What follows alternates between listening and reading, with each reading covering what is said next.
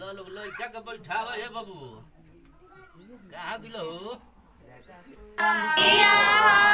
पंडित जी चढ़ावले पाछा से जाला पारवालो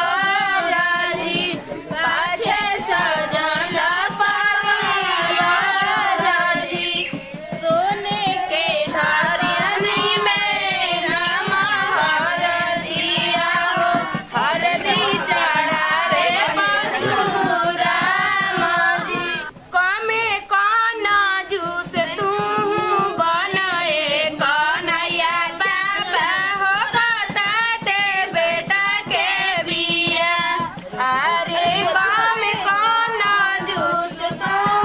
बनाए कन्हैया चाचा हो खाता भतीजा के बिया आओ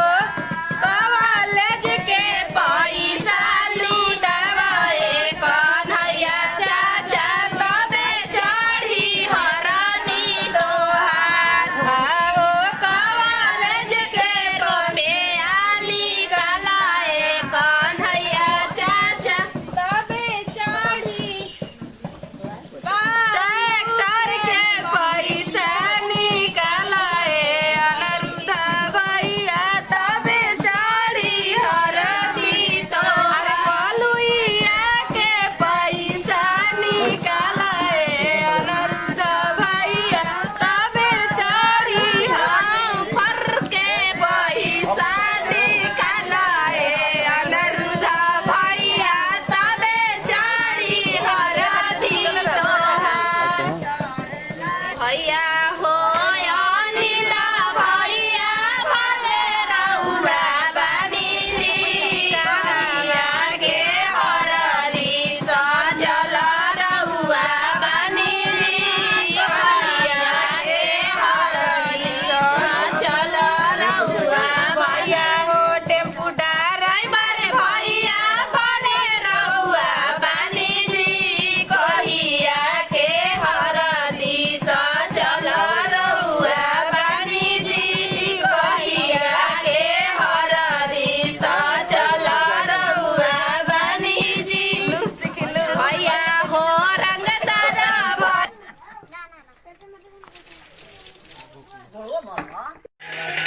आओ चलो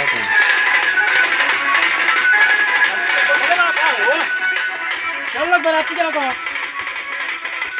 हो ठाकुर चलो लो चलो तेरी बा ए चलो लो हो अभी तुम्हें तैयार है का चलो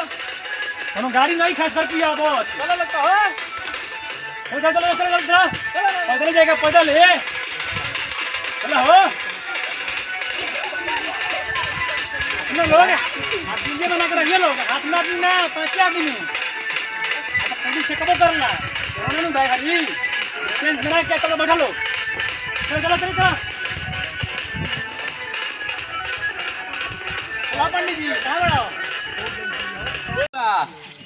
अरे लेट होता बाराती के चलो लो खाली हली अब लो खाली हली चलो चलो लो बाबू अरे लेट होता पुलिस पुलिस सारी लगी मारे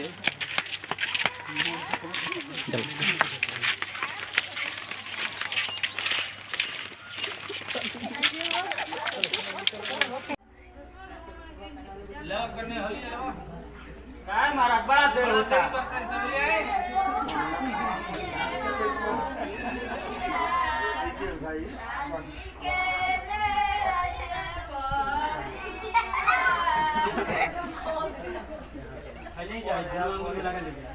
हेलो बाबू लगा ला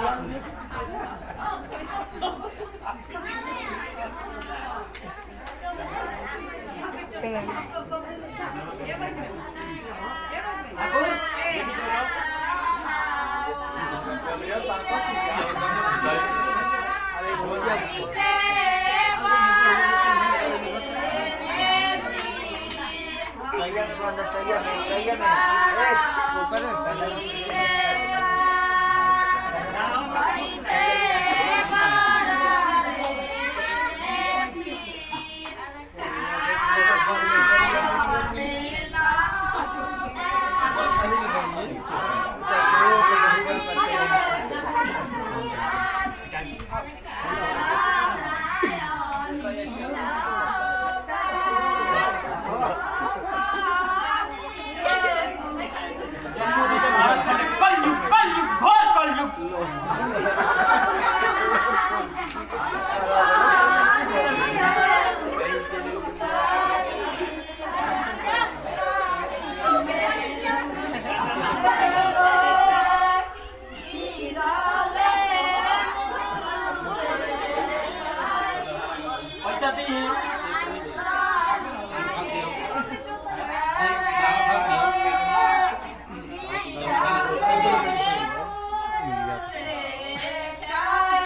ना हूँ खाली बचावे के फेरे में रहता है ना गाय के बाबू टाइम ढेर बा गाय तू तो हम कराते हो तभी गाय आके मुझे अच्छा छोटा बेटा का बियाह हम बताइए दो ठीक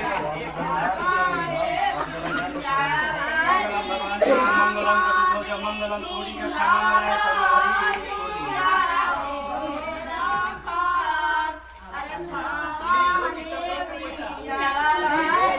पंडित जी के पैर पूजे के चाहिए आगे ना दीजिए वो मैं चली ना बाकी ना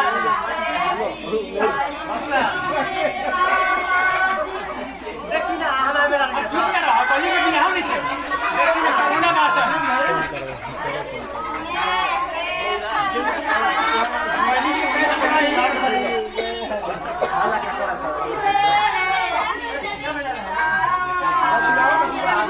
जल्दी कराइए बाबा हां इधर से डेग आके पढ़ते ना करी जल्दी में कराइए ना पढ़ीगा लेट होता है बाबा क्या होता है कोरोना बा कोरोना बिया तो कोरोना जी पंडित जी बोला हम चला नहीं ना बाबा हम चलो बेटा बड़ा खराब कर बाबा किला गुला नहीं किले लगा दे में से क्या है हम पढ़ना पंडित से बात नहीं तो भगवान के पंडित जी ना हमारा से नहीं करबा उहे पंडित जी बोला ले तलो की अइला ठाकुर खैली वाला हो यार दिमाग टेंशन नहीं बाबा नहीं ले आई रो खैली खाए कराई करा कर बाबू यार कराई दिक्कत ना होई सेठ के पगड़ी हां दिक्कत ना होई हां तुम देखो तनी कतना सेठ के पगड़ी या सेठ के पगड़ी हां निकलते नहीं थे ए बाबा हाली बिया कराई यार हां तो लो सबसे कोट में खींच देता हम सस्ते वाला जल्दी होने कराने तो पुलिस होई हन सब तो बड़ी डांडा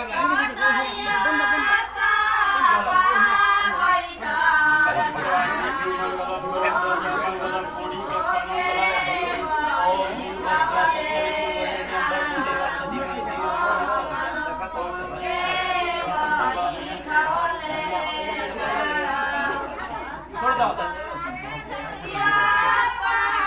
काय खाती मिलेगा बढ़िया से रहा बढ़िया से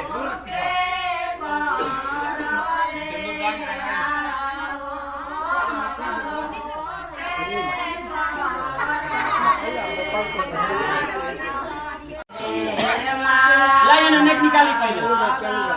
गाड़ी कराई रुआ पैसा कइले बानी महाराज को हन से कहत हन कि सेठ के पगड़ी बा ना बबुआ सिंधु दान कत ऐसे शॉर्ट पर 20 रुपया के दिया हो गलो कहां तो होने लगे कइले बड़ा बियाह करावा नहीं तो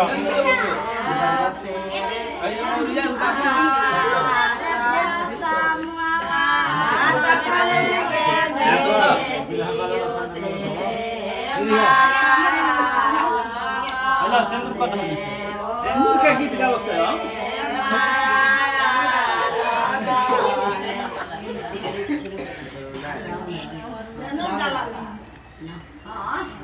चलिए अच्छा ठीक दी हमारा पता हो जा छीटे महाराज कैसे कोरोना में बियाह हो रहते नहीं हमारा बियाह संपन्न भाई पंडित जी के तक खुश करिए देनी अरे भाई ठीक ना ठीक हो हट करो अरे लेन देन जो बात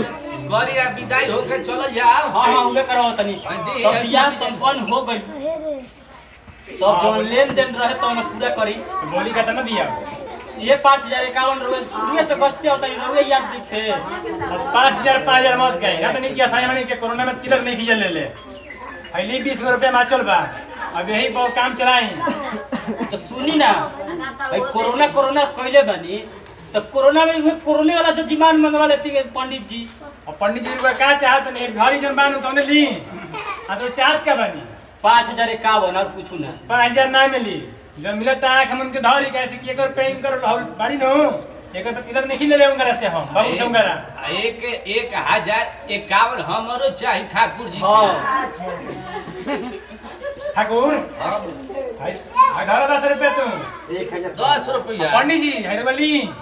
इतना फरिया उरिया ना हमारा दूसरा में ना काम चाहत का बानी ए हम चाहत का बानी 5051 चाहता नहीं आना तो रही कहीं जो भाई मिली उरी ना कहीं ना बात पूरा हो गई ए तास ले बहुत गिरा तब रुपए की पहले 1 रुपया ना मिली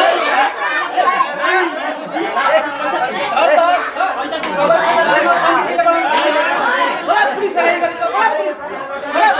बोला ये घर फोन कर अरे कोरोना का दुनिया में बियाह कर दो तो पंगे कर ये पंडित जी अरे बोला पुलिस बोला रखो ये भागो यार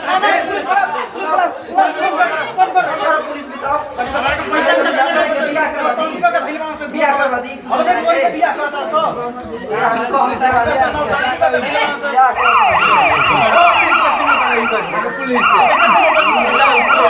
नमस्ते प्रणाम हम सिंगर समीर स्टूडेंट रउआ लोगन से ये गुजारिश बा कि कोरोना में शादी मत करी जा देखा तनी जा कि हमनी के कौन हालत हो गई पंडित के ठाकुर जी के इस चलते कोरोना में तो एकदम सख्त बियाह नहीं के करे के काहे कि पुलिस बियाह के पकड़ सकत रही सब हमनी के तो जब जेल में बंद रह जा लेकिन बाच भी नहीं जा बस अतने वीडियो देखी जाए सब वीडियो के शेयर करी जा लाइक करी जा कमेंट करम। जय हिंद जय भारत।